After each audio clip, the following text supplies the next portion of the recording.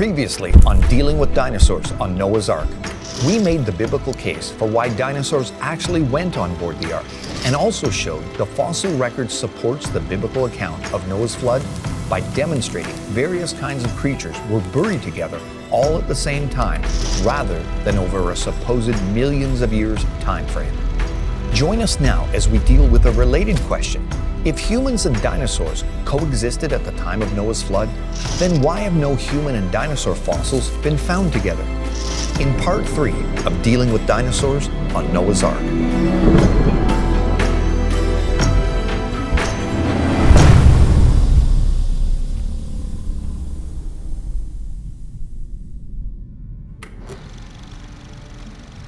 As mentioned, in the last episode, we showed that the popular idea that the fossil record supports the evolutionary-based idea that dinosaurs never existed alongside the other animals commonly associated being on board Noah's Ark simply doesn't line up with many modern fossil finds. The fact is, fossils of ducks, beavers, badgers, platypus, pine trees, squirrels, and many other common creatures have been found in rock layers evolution-believing scientists consider to be dinosaur age, all of which was unheard of when I was growing up, because it means they all lived at the same time. However, as helpful as this is in favor of believing dinosaurs were in fact on board Noah's Ark, it also spurs on one of the most common questions against the Genesis account of Noah's Ark, which is, if humans and dinosaurs coexisted, why have no human and dinosaur fossils been found together? To answer that, let's pose a similar question that will help frame what the actual issues involved in the question really are. Why don't we find whales and coelacanth fossils buried together? Has any Bible skeptic ever asked that? Certainly no one that I've known. And it's likely the average person has no idea what a coelacanth is. However, I've certainly had many people ask me the why no human and dinosaur bones found together question over the years. So why is that? Well, as explained previously, biblical creationists believe that the Great Flood recorded in Genesis 6-9 is the cause of the majority of the sedimentary rock layers containing billions of fossilized remains found worldwide. And we also believe that dinosaurs, which were air-breathing land animals, were part of the biological payload sent aboard Noah's Ark. So the obvious conclusion is that both humans and dinosaurs coexisted before and after the flood. So what the human with dinosaur fossils question is getting at is this simply logical, yet somewhat naive, assumption that if two different creatures lived together at the same time and coexisted in similar environments, then we should surely find their fossils buried together. However, this isn't as much of an argument as it sounds once you dig into the details involved. In fact, it's actually quite a powerful argument against the story of evolution when you factor in evolution's required millions of years time frame and unpack it fully. For the sake of argument, let's use the two creatures I mentioned earlier, whales and coelacanths, already living in an aquatic environment where evolutionary stories primarily depict fossilization happening, versus dinosaurs and humans, which are both specifically land-dwelling creatures. Now, let's look at these first two candidates in relation to the evolutionary timeline. Coelacanths, living fish once presumed extinct and formerly used as index fossils for the Cretaceous period, are said to date back as far as 410 million years ago. Now, I specifically chose this for our comparison because it's so well known in the creation-evolution debate that it's casually referred to as the dinosaur fish by some. Now, whales are said to have evolved about 50 million years ago. So that means that whales and coelacanths have supposedly coexisted for approximately 50 million years in the same general aquatic environment. However, even though they live together now, and presumably did so throughout this supposed 50 million year old evolutionary timeline, no fossils with whales and coelacanths together have ever been found. So why would that be? Now, before we proceed, let's deal with an objection that can be raised here. Because some might say that although both these creatures live in the same wide-ranging environment, i.e. the ocean, both don't live in the same habitats, so the argument isn't valid. However, although today we observe coelacanths living deeper in the oceans, between 90 to 700 meters deep, and most whales spending more time near the surface, there's actually a tremendous variety of behavior among the 40 different whale types living today, whose activities regularly cause them to traverse all but the most extreme depths of the oceans. Some whales have been documented using satellite link tags, diving over 2,900 meters, and some can stay submerged for over 3 hours, which means they regularly pass through coelacanth territory and overlap their habitats constantly. Today, coelacanths are found near the Comoros Islands in the western Indian Ocean, and some also live along the East African coast into Indonesian waters. Accordingly, a wide variety of whales also frequent these locations, so there's no known reason to believe these creatures ever had any significant separation over time. But still no fossils of them together.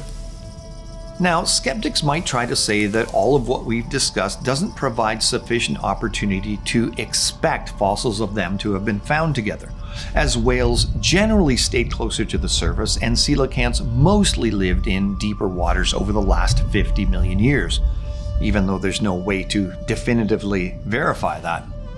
But how then would they explain, in probabilistic terms, how the remains of a coelacanth has been found jumbled up with several pterosaur fossils, which are a group of flying extinct reptiles, as reported in a 2021 Live Science article?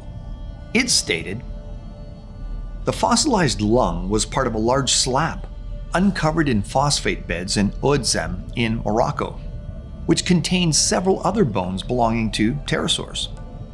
Now, even though pterosaurs are thought to have hunted over top water, what are the chances of a land-dwelling flying reptile and deep-sea living coelacanth being buried together versus the remains of a coelacanth and a whale being so? Well, the evolutionary researchers who found them cautiously postulated that because they'd only found the lung of a coelacanth mixed with some pterodactyls, there might have been a rather intriguing chain of events that resulted in this fantastic fish and flyer find. They proposed that perhaps a completely different creature, such as a giant mosasaur or plesiosaur, ate the rather massive, estimated 7 feet long, coelacanth, then, after traveling quite a distance, threw up the coelacanth's lung. Now, their reasoning on this was that because plesiosaurs and mosasaurs are thought to have been modern-day marine reptiles, and because some modern-day lizards sometimes regurgitate their food, typically when stressed or ill, perhaps these creatures did that too. And then, we must presume that a group of pterodactyls swooped in and got that juicy lung, but then were suddenly, somehow, all killed in a sudden fossilization event that entombed them all at once. And of course, all of this happened before the lung, ripped from its owner and then swallowed, surrounded by digestive juices, and then later spit up, had fallen apart. Respectively, if you can't hear the special pleading in this tall tale, so typical of evolutionary propaganda, perhaps you should reevaluate what you think science is. Because this isn't science. It's simply another just so situation commonly heard from those who believe in the story of evolution. It makes far more sense to believe the Genesis account that would explain all sorts of creatures from a wide variety of habitats being buried together rapidly. Now, let's remember that our original comparison is that of the chances of 2 land-dwelling creatures being buried together versus 2 aquatic creatures being so. We know from the fossil record, regardless of which history and mechanisms of fossilization you accept, that marine creatures and plants make up the overwhelming majority of the fossil record. When looking at it, we find 95% of all fossils were shallow marine organisms. 95% of the remaining 5% were algae, plants, trees, and other invertebrates, including insects. The remaining 0.25% were vertebrates, mostly fish. So the observable facts show that from a historical perspective, statistically, there's been a far greater probability of marine animals being fossilized than land creatures by orders of magnitude. Again, given the supposed 50 million years whales and coelacanths were supposed to have coexisted, and how much opportunity they'd have had for interaction and overlap in each other's habitats, and the fact that many dead marine animals, unless scavenged completely beforehand, fall to the bottom of whatever particular area of the ocean they were in, it is very reasonable to imagine many occasions for whale and coelacanths fossilization events to have happened in the imagined evolutionary timeline. Far more reasonable than the flight of fancy just described with the pterosaurs. Theoretically, there would have been billions of each creature, whale and coelacanth, produced during that supposed vast amount of time. And yet, as mentioned, to date, we've never found any fossils of them together. However, none of this definitively proves that these creatures didn't coexist. It obviously just means there simply never happened to be a situation in which the two creatures were preserved together. Of course, the same statement can be logically applied to dinosaur and human remains as well. And in fact, to an exponentially higher level of probability when you think through the two different historical accounts being held forth. How so? Well, contrast the imagined 50 million year old evolutionary scenario with the historical biblical account. According to the Bible, the flood happened approximately 1650 years after creation. So that would determine the maximum population potential with natural population control mechanisms recognized for any creature being fossilized at the time of the flood. And certainly, there would have been many dinosaurs and people produced during that time. But nowhere near the incredible number of whales and coelacanths that would have been during these supposed 50 million years of evolutionary history. We're talking about 602,250 days of potential procreation versus 18,250,000,000 days. However, don't misrepresent the argument. It's not simply about the total cumulative numbers of potential creatures that could theoretically have existed throughout the two comparative histories, but rather the enormous difference in the amount of time for potential fossilization to occur that's truly staggering. You see, the pool of potential candidates for the fossilization of any creatures together in the biblical timeline is limited primarily to the number of each immediately alive at the time of the flood event. However, the pool of creatures available for fossilization together in the evolutionary history is virtually every coexisting animal ever produced for the entire period of their coexistence. Now, the Bible records that the entire flood event itself was only a year long, with the majority of sedimentation events occurring during the early phase of the flood. But even granting a full year for fossilization to occur, when comparing the probability of a human and a dinosaur skeleton just happening to be deposited together during a mere 365 days versus the chances of a whale and a coelacanth being fossilized together over 50 million years, the difference is enormous.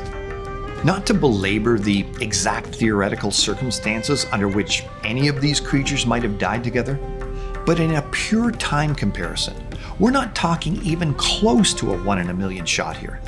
We're talking about the difference between 365 days to produce a human with dinosaur fossils versus 18,250,000,000 days of potential permineralization of a coelacanth and a cetacean together. Literally 50 million to 1. And understand, this isn't the only case in which we could do the math and use it to make the point. A few more examples would be living trees such as the ginkgo and woolly pine, supposedly alive at least 240 and 150 million years ago, respectively, that would also have coexisted with dinosaurs for some 95 million years. and they would also have lived with humans for the past 2 million years. Yet, they've also never been found in rock layers with humans or dinosaurs. So once you apply the whole, well, if they aren't found together in the same rocks, they must not have lived at the same time argument to the entire fossil record, no informed evolutionist would hold to it. It's strategic that the particular why no human and dinosaur fossils question is asked rather than almost any other creature comparison. In conclusion, just because certain organisms aren't buried together, it's not a hands-down argument they didn't live together. However, if Bible skeptics insist biblical history is suspect because we specifically haven't found dinosaur and human fossils together yet, how much less viable is the evolutionary story in comparison? By having to add millions of years to the equation, they've compounded by 1,000-fold their difficulty in explaining the very same issue should any two specific creatures or organisms that supposedly coexisted not be found together in the fossil record. And this leads us to another topic we'll be covering, which comes from the logical conclusion that dinosaurs were on the Ark, alongside Noah's family and all of the other animal kinds. Join us next time, where we'll answer the very popular question, how could Noah and his family possibly look after dinosaurs on board? In part 4 of Dealing with Dinosaurs on Noah's Ark.